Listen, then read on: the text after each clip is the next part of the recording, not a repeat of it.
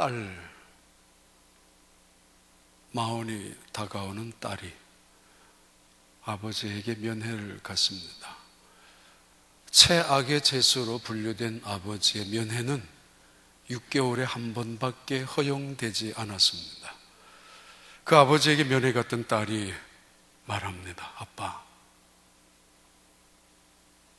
이제는 가슴에 안고 있는 그 아이, 이 아이 이름을 지어주세요. 지난번에 이야기했지 않습니까? 그 말을 들은 이 아빠는 울고 있던 얼굴을 천천히 고개를 들면서 재수 주머니 안에 숨겨두었던 종이 조각 하나를 꼬개꼬개 구겨진 종이 한 조각을 그 딸 손에 들려주었습니다. 30이 훨씬 넘은 이 딸이 그 종이를 건네서 구겨진 종이 적혀진 글자를 봅니다. 거기에 적혀진 글자가 아즈미였습니다. 그래, 네 아이 이름은 아즈미라 하라고. 지난주, 그리고 저 지난주부터 있었던 전 세계에 가장 큰 뉴스거리가 두 개가 있었습니다. 하나는 북한에서 김정은 그 젊은 지도자에 의해서 고모부가 숙청되는 이야기, 처음에는 그 주변 사람들이 사형당했다는 이야기, 그 소식을, 그 다음에는 그 고모부 장성택이라는 사람이 반성문을 쓰고 있을 것이다, 어디에 구금이 되어 있을 것이다, 그런 이야기, 그리고는 이혼했다 이야기가 결국은 마침내 그분은 총살을, 그것도 90발이나 되는 기관총으로, 그것도 하염병을 통해서, 하염병사기를 통해서 불사르고 말았다라는 뉴스를 접했던 것이 지난주에 들었던 북한에 대한 이야기입니다.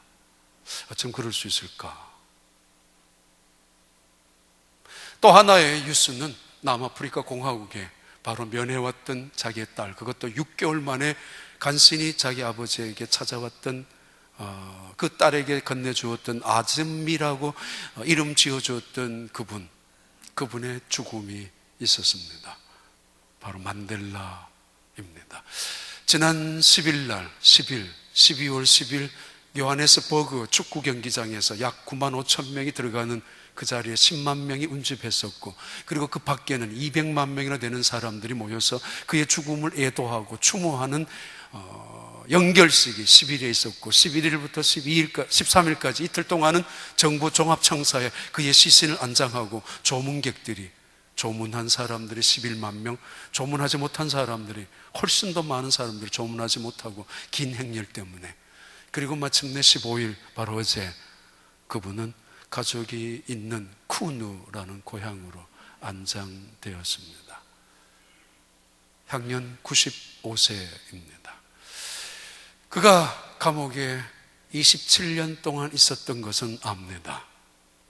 감옥에 있으면서 그의 아버지가 돌아가셨고, 감옥에 있는 동안에 그의 장남 아들이 교통사고로 죽었습니다.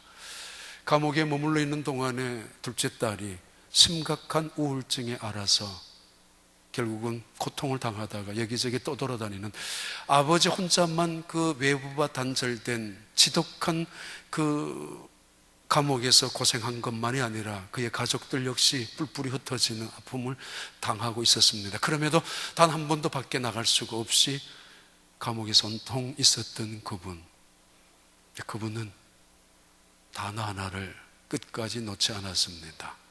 아즈미, 희망이라는 뜻입니다. 희망, 소망이라는 것입니다.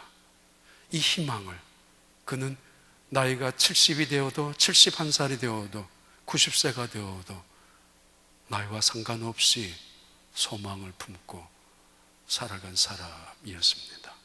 흉측한 감옥 안에서 희망이라는 빛 하나 없는 캄캄한 절망 속에서도 그는 그 끈을 놓지 않았고 포기하지 않았습니다. 아마 어쩌면은 그래서 전 세계의 수많은 정치가들 중에서 가장 존경받는 사람이 아닌가 그렇게 생각합니다. 그러나 그분은 이 희망을 말하면서 한 가지 놓치지 않는 것이 있습니다. 용서와 화해입니다. 예수님께서 오셔서 우리에게 주시는 세 번째 빛은, 첫째는 소망, 두 번째는 사랑, 그리고 세 번째 빛의 의미는 평화입니다. 평화. 평화는 용서와 사랑 위에서 이루어지는 것입니다. 팍스 로마나 시대를 이야기합니다마는 무력의 힘에 의해서, 강력한 통치자의 힘에 의해서 이루어지는 평화를 팍스 로마라고도 말하기도 합니다. 그런 평화를 말하는 게 아닙니다. 용서와 사랑 위에서 이루어지는 평화.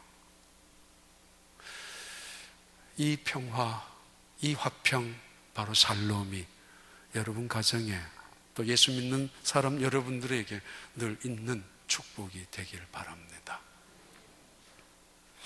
우리나라의 말이 한글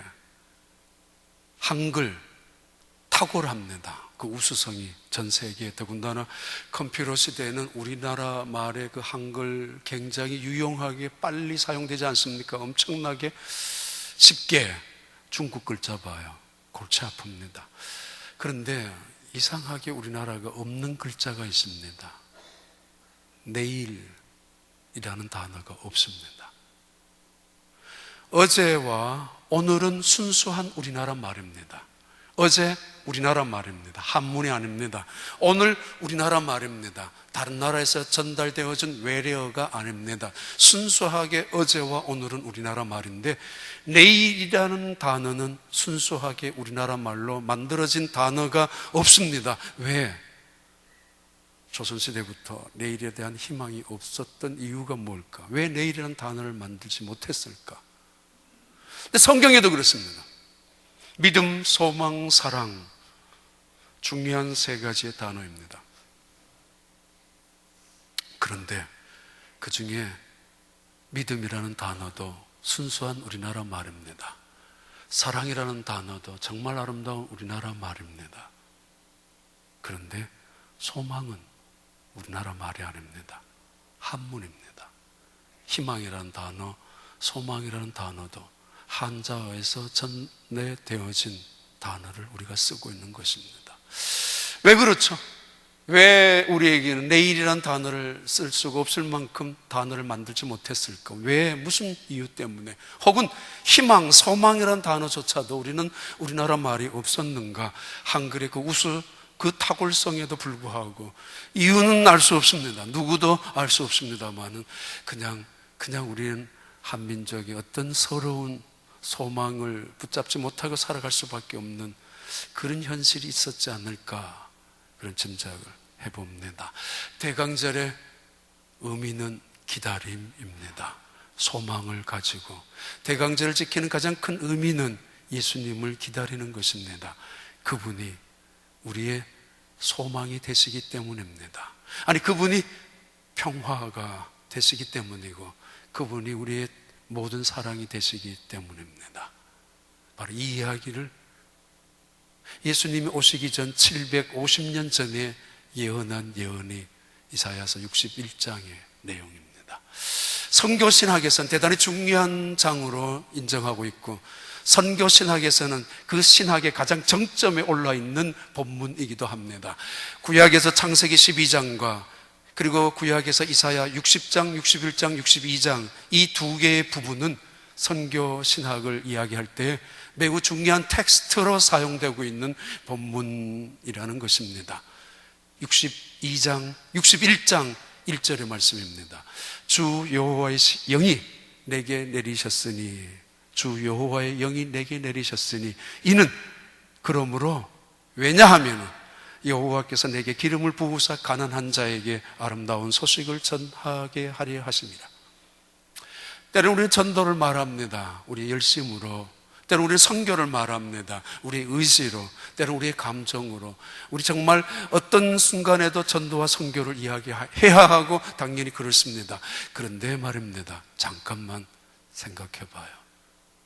주도적인 것이 누구인가? 누가 내 마음속에 그런 비전을 주시고 계시는가? 누가, 무엇이? 지난 한 주간도, 지난주에도 어떤 성도님과 만나서 이야기했습니다만은 선교를 떠나기 위해서 가슴속에 품고 있는 비전의 이야기를 들었습니다. 근데 전 잠깐 생각을 하게 합니다. 정말 주님께서 주신 비전이 맞는가? 아니면은 일시적인 내 감정인가? 주 여호와의 영이 내게 임하여, 이것은 메시아에 대한 예언임에 틀림없습니다. 이사야 60장에 일어나라 빛을 발하라 온 땅에 그 빛이 이르렀다. 61장에 바로 그 메시아가 말씀하는 1인칭으로 말씀합니다. 오히려 여호와의 신이 내게 임하셨으니, 내게 임하셨으니 주도적인 게 하나님이며 주권적인 게 성령이며 그 성령의 역사를 통해서 그때부터 비로소 이루어지는 전도와 선교의 역사를 말씀하고 있는 말씀 시작입니다. 주 여호와의 신이 내게 임하여 내게 내리셔서, 왜냐하면 나로 통하여 가난한 자들에게 아름다운 소식을 전파하기 위하여. 메시아에 대한 예언임에 틀림없습니다. 아주 중요한 선교 신학에서는 하나의 아주 핵심적인 중요한 본문입니다. 이 본문을 예수님께서 750년이 지난 이후에 이 땅에 오셨던 예수님이, 지금부터는 2000년 전에 예수님이 오셨던 그 예수님이 누가복음 4장 16절에서는 이렇게 말씀합니다. 예수께서 그 자라신 곳에 곧 나사렛에 이르러 안식일에 늘 하신 대로 회당에 들어가서 성경을 읽으려고 하시며, 어떤 성경을 읽으시는가 하면 그때 구약밖에 없으니까 구약 중에서도 율법서와 토라와 네비힘이라고 하는 선지서와 율법이 있었던 그 시대에 이 이사야서를 읽기 시작합니다. 17절 선지자 이사야의 글을 들이거늘 책을 펴서 이렇게 기록된 데를 찾으시니, 이제 랍비들이 선지자 이사야 책을 건너자마자 예수님께서는 바로 오늘 본문 이사야 61장을 펼쳤습니다. 그 말씀에 18절은 동일합니다. 61장의 말씀과 주의 성령이 내게 임하셨으니, 주의 신이, 주의 영이라는 단어가 신약에서 성령으로라는 단어로 바뀌었던 것뿐입니다. 주의 성령이 내게 임하셨으니 이는 가난한 자에게 복음을 전하게 하시려고 내게 기름을 부으시고, 기름을 부으신 목적이 무엇인가를 분명하게 이야기하고, 사명에 앞서서, 비전에 앞서서 그들에게 있어야 될 가장 중요한 것이 무엇인가, 사역보다 더 중요한 것이, 그에게 주어진 꿈보다도 더 중요한 것이 그 속에 무엇으로 채워져 있는가는 훨씬 더 중요합니다. 주의 영이 내게 임하여. 그래서 부담스럽죠. 때때로 그 비전을 통하여, 성령께서 내게 주신 감동을 통하여 결국은 가지 않으면 안 되는 순간까지 나아가는 한순간의 어떤 감정의 작용이 아니라 18절, 19절 봐요. 주의 성령이 내게 임하셨으니 이는 가난한 자에게 복음을 전하게 하시려고 내게 기름을 부으시고 나를 보내사 포로된 자에게 자유를, 눈먼 자에게 다시 보게 됨을 전파하며 눌린 자를 자유롭게 하고, 19절입니다. 주의 은혜의 해를 전파하게 하려 하심이라 하였더라. 봐라, 지금 은혜의 해라, 희년을 선포하는, 지금 은혜의 해다, 하나님이 신원을 갚아주는 모든 보복을 해주시는 그 해, 예수님께서는 지금 이것을 말씀하시면서 주변에 있는 성도들에게 20절의 말씀입니다. 책을 덮고 그 맡은 자에게 주시고, 랍비 제사장에게, 서기관에게 주고, 그러니까 해당에 있는 모든 사람들이 주목합니다. 저 예수님이 과연 무슨 말을 할 것인가? 왜 갑자기 이사야 61장 오늘 본문을 읽고 덮고는 무슨 말씀을 하실 거냐? 모두가 침묵합니다. 그때 21절에 이에 예수께서 그들에게 말씀하시되, 이 글이, 여기 있는 예언이 오늘 너희 귀에 응하였느니라. 무슨 말이에요? 이거 나야. 주 여호와의 신이 내게 임하였으니, 바로 내가 그때의 그 예언을 감동해서 이사야 선지자를 통하여 말씀하시고, 여기에 예언된 이 예언 메시아가 바로 나야. 지금 이 말씀은 동시에 지금이 은혜의 해라고, 바로 지금이 은혜를 받을 때라고, 너희 앞에 있는 내가, 너희들이 그렇게 기다리고, 너희 앞에 있는 내가, 너희들이 가르쳤고, 너희 앞에 있는 내가 지금 수백 년 전부터 하나님이 약속하셨던 메시아 그란 말이야 라는 말씀이며, 동시에 지금이 은혜의 시작이라고, 은혜의 날이라고 말씀이 선포됩니다. 하나님의 나라의 천국이 복음이 선포되고 가르쳐집니다. 그들 앞에서 눈먼 자가 보게 됩니다. 앉은 뱅이가 일어나게 됩니다. 물이 포도주로 변합니다. 죽었던 사람이 벌떡 일어나고 무덤 속에서도 걸어 나오기 시작합니다. 바다 위를 걸어갑니다. 오병이어의 기적을 통하여 수만 명이 그 자리에서 떡을 함께 먹었습니다. 봐라! 은혜의 해가 펼쳐지고 있다고. 나야. 강팍한 그들은, 마음에 빗장을 걸고 있는 그들은, 눈을 감고 길을 막고 있는 그들에게는 그 예수님의 말씀이 여전히 들리지 않았을 것입니다. 이렇게 이사야 61장 1절은 예언을 하고 있습니다. 예수님이 오신 그때에. 그분이 이 세상에 왜 오셨습니까? 여호와께서 그를 성령으로 기름 부어주시사, 이거는 구약적인 표현입니다. 성령이 임하는 순간을 구약에서는 기름 부으신다는 구약적인 표현, 선지자나 제사장들이나 왕을 세울 때마다 기름을 부어주었기 때문에 한 방울의 기름이 아닙니다. 계속적이고 지속적인 충만한 기름을 부어주시는 의미의 기름을 부어주시고, 왜냐하면 가난한 자들에게 아름다운 소식을 전파하라고. 61장 1절에 계속되는 말씀은 가난한 자에게 아름다운 소식을 전하게 하려 하심이라. 나를 보내사 마음이 상한 자를 고치며 포로된 자에게 자유를, 갇힌 자에게 노임을 선포하기 위하여. 예수님이 이 세상에 이 예언 이후에 750년 이후에 예루살렘에 갈릴리에 오셨지 않습니까? 그래서 그 많은 사람들에게 그 예언을, 가난한 자들에게 이 말씀의 성취를 이루어지게 하지 않았습니까? 마음이 상한 자에게 치료를, 회복을, 포로된 자에게 자유를, 갇힌 자에게 노임을. 이 상황은 외적인 핍박, 내적인 핍박, 외적인 아픔, 내적인 아픔 전체를 다, 무언가에 묶여있고 무언가에 가두어져 있고 무언가의 아픔 속에 놓여져 있는 이 세상의 모든 사람들, 바로 죄로 인하여 닥칠 수밖에 없는 가슴 속에 끊임없이 갖고 있는 상처로 인하여 고통당하고 살아가는 사람들을 지칭하고 있습니다. 상처받은 인간들, 죄로 인해서 어쩔 수 없이 상처 속에 살아가는 사람들. 그래서 그 상처 때문에 터져 나오는 쓰디쓴 쓴물 같은 인생을 살아가는 그 사람들, 그 가난한 자에게 아름다운 소식을 전파하기 위하여 하나님께서 그에게 성령의 기름을 부어주셨다고. 상처란 단어는 두 가지의 단어로 해석합니다. 헬라어에는 하나의 단어는 트라우마라는 단어가 있고, 다른 하나의 단어는 스티그마라는 단어입니다. 트라우마와 스티그마, 두 단어가 상처라는 단어 속에 갖고 있는 헬라어 의미입니다. 트라우마, 외부적인 상처입니다. 그런데 그것이 속으로 깊어져서 골마 있는 것이고, 가끔은 그것을 덮어놓습니다. 치료된 것 같아서.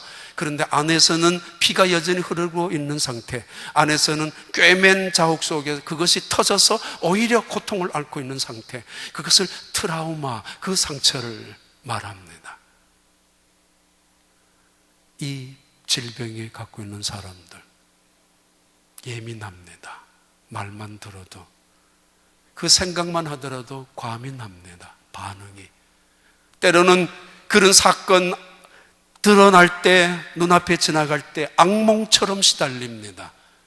그래서 분노할 때도 있고 폭발해서, 때로는 그것 때문에 자학해서 죽을 때도 있습니다. 그래서 이 트라우마를 악몽이라고 부릅니다.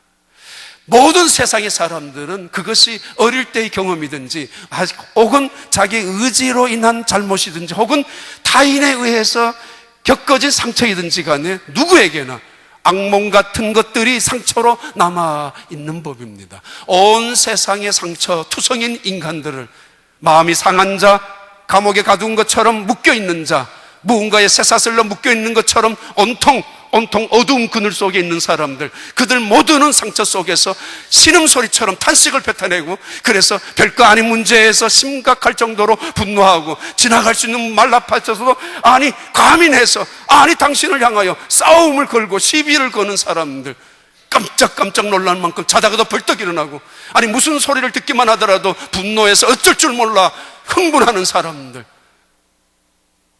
예수님은 그들을 위하여, 힐링을 위하여 오셨습니다. 가난한 자에게 아름다운 소식을. 중풍병자 어느 날 예수님께 찾아왔습니다. 사람이 너무 많아서 지붕을 뚫고 내려왔던 그 중풍병자에게 예수님께서 하셨습니다. 소자야, 내 죄사함을 받았느니라. 이 중풍병자는 트라우마라는 상처를 갖고 있습니다. 그것 때문에 일생 살아가면서 아픔이고 고통일 수밖에 없는 그 내면의 그 아픔, 겉은 어쩌면은 아닌 척 할는지 모르지만은 예수님께서는 그것을 알아보시고 꿰뚫어 보시고 하셨던 말씀입니다. 소자야, 내 죄사함을 받았느니라. 이 땅의 아름다운 소식을 전하기 위하여 가난한 자들에게, 상처받은 사람들에게, 갇힌 자에게, 억눌린 사람들에게, 포로된 사람들에게, 온통 상처투성인 인간들을 위하여 오셨던 예수님, 수가성 여인을 만났습니다. 그의 트라우마, 악몽 같은 이야기를 끄집어냅니다. 너 네 남편 데리고 와. 아니, 남자만 들어도 온몸이 부들부들 떨리는, 남편이라는 이름만 들어도 악몽에 시달릴 수밖에 없는 그 여자, 온갖 트라우마 속에서 한 번도 인생의 기쁨도 없이 한 번도 제대로 잠 한 번 잘 수 없는 그 여인에게 그 악몽을 건드려내, 그리고는 말합니다. 데리고 오라고. 그 여자 말합니다. 없어요. 내 인생 속에서 나를 괴롭혔던 악몽 같은, 내 인생 속에서 내 인생의 발목을 잡고 내 인생의 비극과 불행을 만들고 있었던 그 사건을 어쩔 수 없이 치장하고 가장하고 숨기고 살아가지만 온 동네 사람은 다 알고 있지 않습니까? 예수님 말씀합니다. 데리고 오라니까. 그리고는 그 여인에게 이 악몽 트라우마를 해결해 주십니다. 스티그마라는 단어로. 스티그마라는 단어는 똑같은 상처입니다. 그런데 아물어진 상처입니다. 어쩌면은 그 아물어진 그 상처 자욱이 훨씬 더 강할 수도 있습니다. 더 이상 부끄러워하지 않습니다. 수치가 되지 않습니다. 인생의 불행거리로 단점이 되지 않습니다. 오히려 그것을 어느 순간에는 자랑하기도 합니다. 갈라디아 6장 17절에 사도 바울이 예수님을 만난 다음에 그의 상처를 이야기합니다. 이후로는 누구든지 나를 괴롭게 하지 말라. 내가 내 몸에 예수의 흔적, 스티그마를 가졌노라. 지난날에 그는 하나님을 믿는 사람들을 쫓아가고 예수님을 믿는 사람들을 잡아갔던 사람이었습니다. 아픔일 수 있습니다. 실수일 수 있습니다. 잘못일 수 있을 것입니다. 어쩌면 다른 사람들에게 비난을 받을 표적판이 될 수 있을 것입니다만, 예수님 만난 이후에 진실로 그분이 어떤 분인가를 알고 난 이후에 그의 갖고 있었던 상처, 부끄러움, 잘못들은 과장할 필요도 없이, 숨길 필요도 없이 스티그마, 자랑한다고. 한 여인이 언제나 트라우마 속에 살아갔던 여자, 온 동네가 손가락질하고 비난받았던 마리아라는 그 여자, 귀신까지 들려버렸던 그 여자, 아무도 사람 취급해주지 못했던, 사람 취급 받아본 적도 없는 그 여자. 근데 그 여자가 그 악몽을 예수님을 만나면서 스티그마로 바꾸지 않습니까?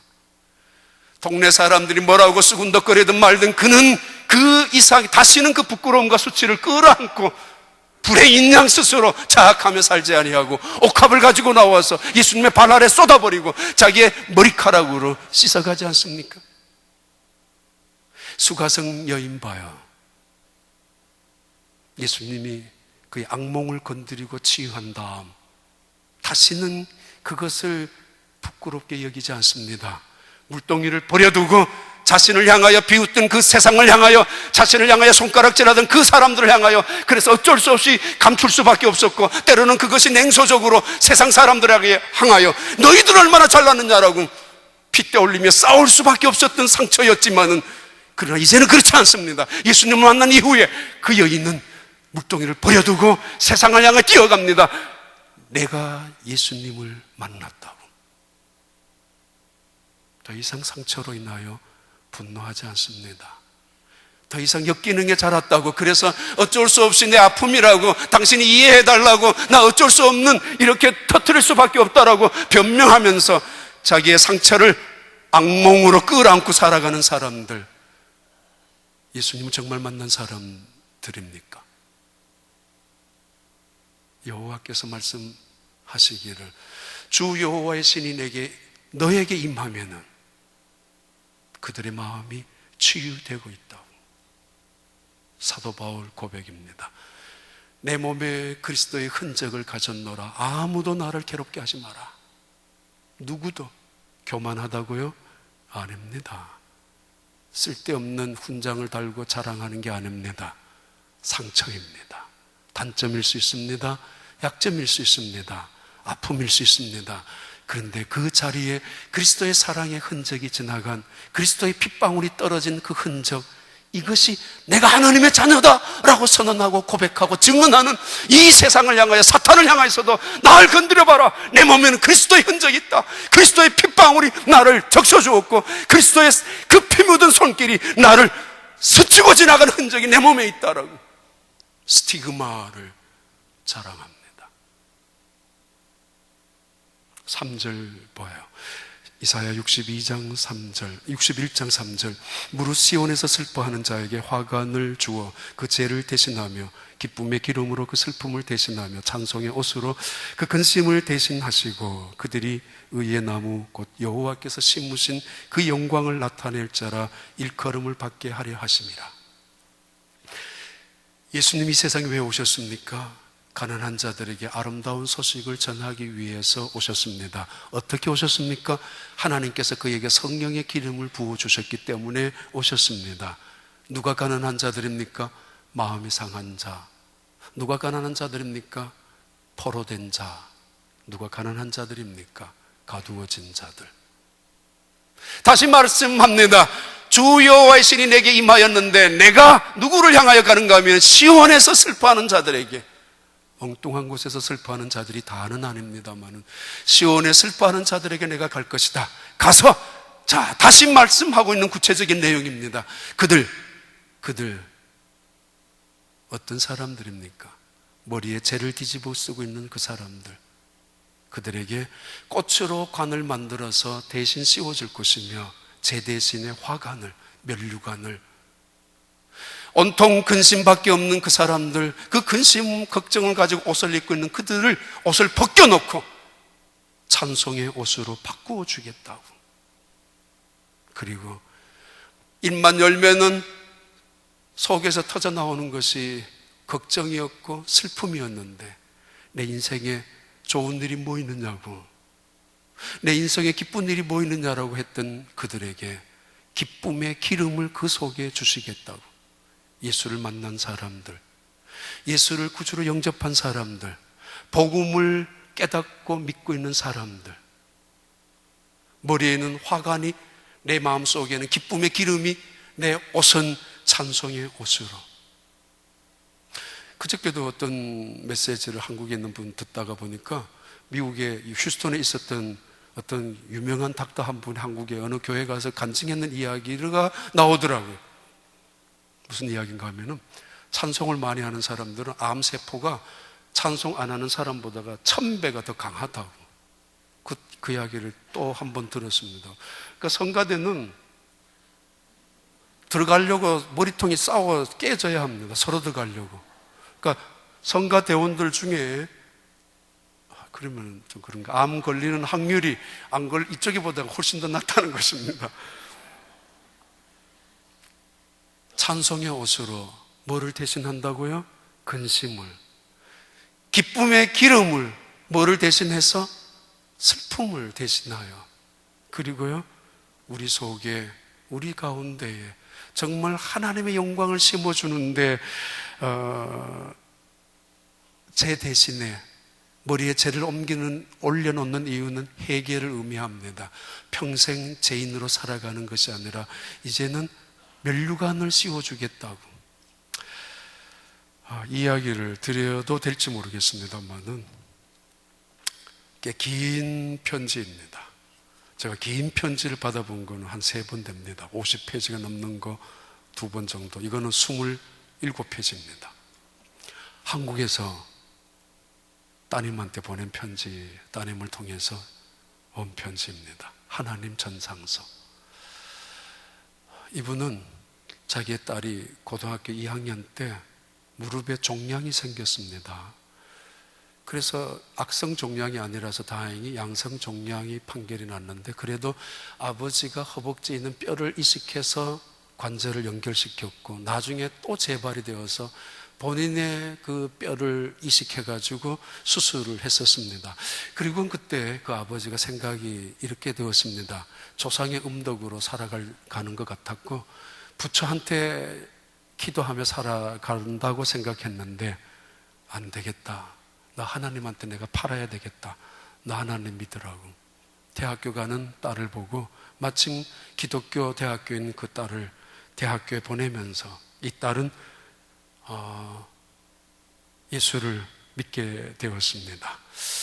지금은 플로리다의 조그만 동네에 남편이 개척교회 목사를 하시고 계시는데, 이 딸에게 아들 태어나서 몇 년 후에 또 뇌가 이상해서 가봤는데 3분의 1을 뇌를 잘라냈습니다.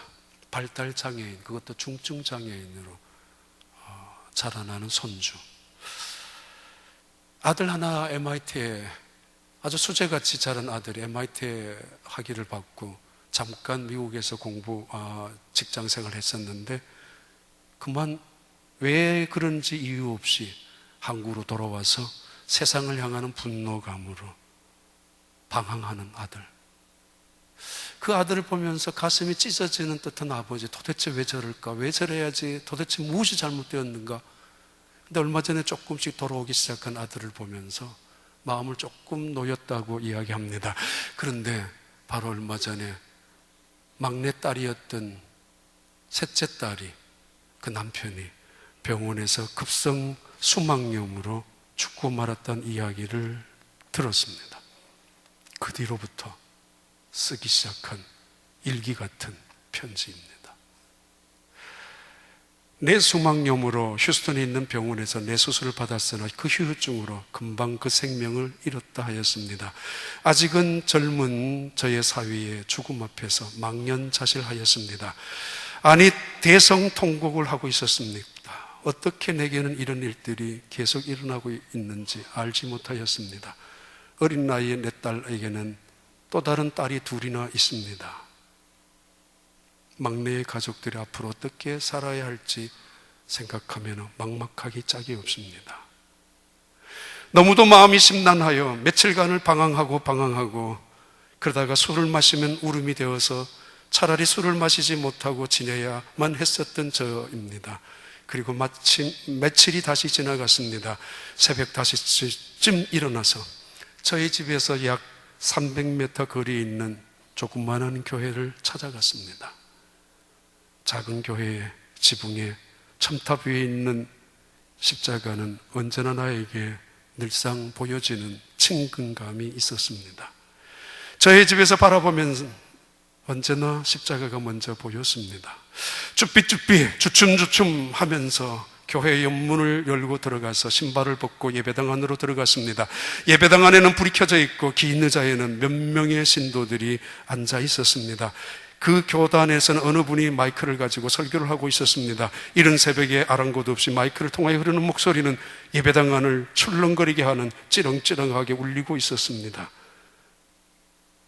예배당 볕에 끝에 비어있는 긴 의자에 엉거주춤 엉덩이를 붙이고 불안하게 앉아 있어야 했었습니다.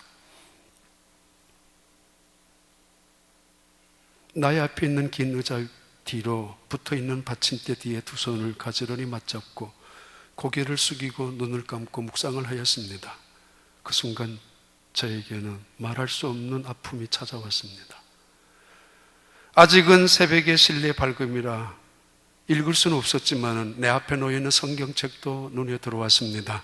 우선 저는 이 성전의 주인이신 하나님에게 양해를 구하는 기도를 했습니다. 하나님, 믿음이 없는 저를 이 성전에 오게 하시고 앉게 해주신 거 고맙습니다 하고 인사를 하였습니다. 교회 안에 새벽에 그 분위기는 밝음 속에 정적이 묻어 있었고, 그러나 끝내 나는 기도를 하지 못한 채로, 한마디도 하지 못한 채 안절부절하고, 아니 기도를 시작하면 통곡이 터져 나올 것 같아서, 아니 염치가 없어서 기도를 할 수 없었습니다. 70년이 넘도록 인생을 살아오면서 저는 기독교에 대해서 그렇게 호의적이거나 교회에 대해서 대단히 우호적인 것은 아니었습니다. 오히려 비판적일 수가 더 많았던 것입니다. 왜냐하면 종교인들을 바라보면서 늘 마음속에 많은 비판이 생겼기 때문입니다. 며칠 뒤부터 교회에 들어가서 성경을 잡아 읽기 시작하였습니다. 저희 인생에서 성경을 읽는 것은 생전 처음이었습니다. 그런데 그 성경을 읽는 순간순간 내 마음속에 나도 모르는 무엇인가 꿈틀거리고, 내 속에 이해할 수 없는 글들이지만은 정말 무엇인가가 터져 나오는 손길 같은 것이 있었습니다. 마치 다윗과 골리앗을 비유하는 것처럼 중간중간 많이 스킵하면서 읽습니다. 어느 날, 그날 또 새벽에 이제는 더 이상 주춤거리지는 아니하지만은 조그마한 교회 문을 열고 들어가서 앉았는데, 그날따라 가슴 속에서부터 뜨거운 눈물이 흘러 내 얼굴에 주체할 수 없을 정도로 흘러내리고 있습니다. 왜 내가 여기 앉아 있는지, 제발 내 자식들에게만큼 이제는 더 고통을 주지 말아야 하는데, 이제 저에게 하나의 소원이 있습니다. 하나님을 알고 싶습니다. 하나님이 계신다면 정말 어떤 분인지 알고 싶습니다. 호랑이를 잡으려면 호랑이 굴로 들어가야 한다고 들었는데, 그래서 내가 여기 앉아 있습니다. 하나님 알고 싶습니다. 그런데 왜 그렇게 눈물이 쏟아지는지요? 그리고 또 하나의 간절한 바람은 하나님의 도움을 받는 것입니다. 하나님, 제 집 맡은 우리 구주 찬송하는 새벽기도 시간에 그것도 내 가슴 속에 얼마나 부딪혀 오는지,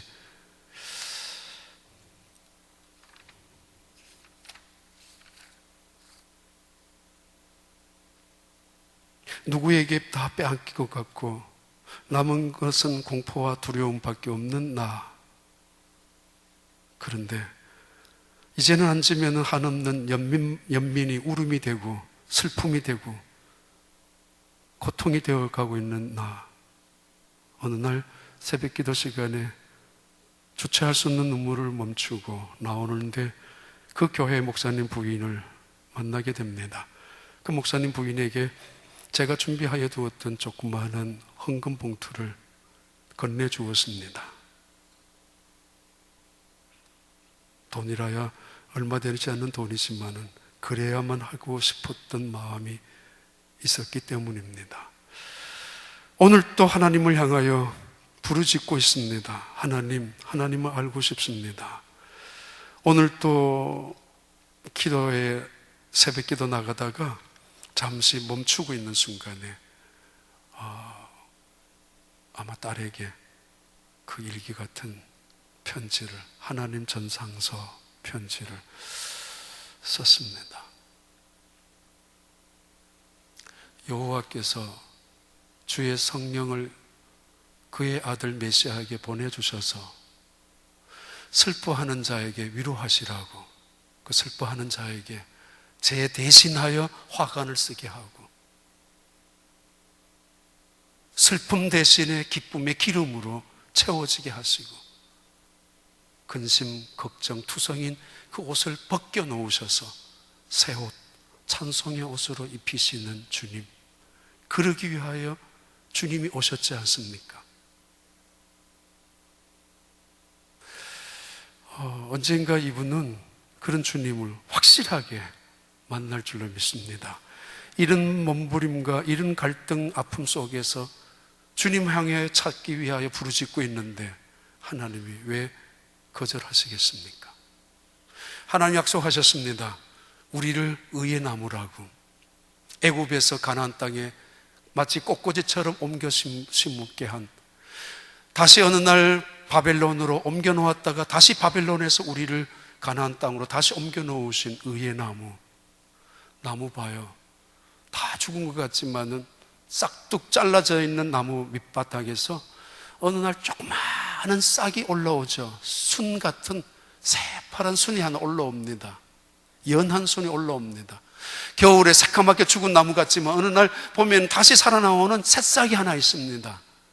하나님께서 우리에게 주시는 약속입니다. 나는 내가 너희를 의의 나무로 심겨 여기에 심어 놓았다고. 이유는 나의 영광을 너로 통해서 드러나게 하고 싶어서. 예수님을 통하여 우리는 가난한 자들의 복음을 전달해주는 그 복음을 받은 사람들임에 틀림없습니다. 예수님을 통하여 이 세상에 슬퍼하는 자들에게, 그래서 교회에서 온갖 슬픔 속에서, 고통 속에서도 소망을 가지는, 평화를 가지는 이유를 알고 있지 않습니까? 만델라 그 대통령이, 전 대통령이 석방된 다음 4년 후에 대통령이 되었습니다. 한 번 하고 끝쳤습니다. 2번 할 수 있었는데도 그거 상관없었습니다. 그에게는 대통령이 중요한 게 아니고 화해와 용서가 더 중요했기 때문입니다. 그 땅의 평화가 더 중요했기 때문입니다. 북한에 왜 이런 일들이 계속 일어날까요? 북한에는 왜 그런 일이 일어나지 않으면 안 될까요? 왜? 무엇 때문에? 우리에게 주신 약속입니다. 그리고 비전입니다. 선교사를 파송하거나 또는 단기 선교팀이 갈 때마다 대부분 많은 사람들이 이 본문을 해석합니다. 이 본문으로 예배를 드립니다. 너희가 가서 가난한 자에게 아름다운 소식을 전하라고. 너희들이 가서 슬퍼하는 자들을 위로하라고. 바로 이 일을 위하여 너희들이 하나님이 의의 나무로 심어놓은 하나님의 영광을 드러낼 하나님의 백성들이라고 우리에게 비전을 주셨습니다. 우리의 교회도 예수 만난 사람들, 더 이상 트라우마, 악몽 속에 살아가서 조그마한 말 한마디에 삐죽거리고 조그마한 사건 앞에서 이건 죽는다라고 소리치는 것이 아니고 치유받은, 이제는 누가 뭐라 하더라도 물동이를 버려두고 욕하는 그들을 향하여 쫓아가서 내가 예수님을 만났다라고 그 상처를 오히려 자랑할 수 있는 사람들, 언제나 가슴 속에 쓰디쓴 물만 올라오고 무슨 일만 생각하면 근심밖에 없는 인생이 아니라 예수님을 만난 사람들처럼 내 안에 기쁨의 기름이 가득 차라. 남들은 알지 못합니다. 어떻게 저런 순간에 소망을, 어떻게 이런 순간, 이런 상황 속에서 찬양을 할 수 있느냐라고. 좋은 교회 아닙니까? 많이 들었습니다. 그 장례식을 끝날 때마다, 어려움을 당할 때마다 우리 교인들이 서로 도와주고 병문안 가고 참석하는 그 일들을 통하여 그런 축복의 교회, 축복의 성도가 되시길 바랍니다. 주님 감사합니다. 하나님 감사합니다. 정말 저희를 의의 나무로 이 땅에 심어주시고 언제인가 하나님의 영광을, 아니 지금 이 순간에도 하나님의 영광을 드러낼 것을 위하여 세워주신 주님, 이제 우리부터 먼저 우리 주변에 슬퍼하는 사람들, 가난한 사람들에게 아름다운 소식을 전파하고 위로하는 하나님의 사람들이 되게 축복하여 주옵소서. 그러기 위하여 성령님 우리 속에 충만히 임하여 주옵소서. 예수님 이름으로 기도하옵나이다.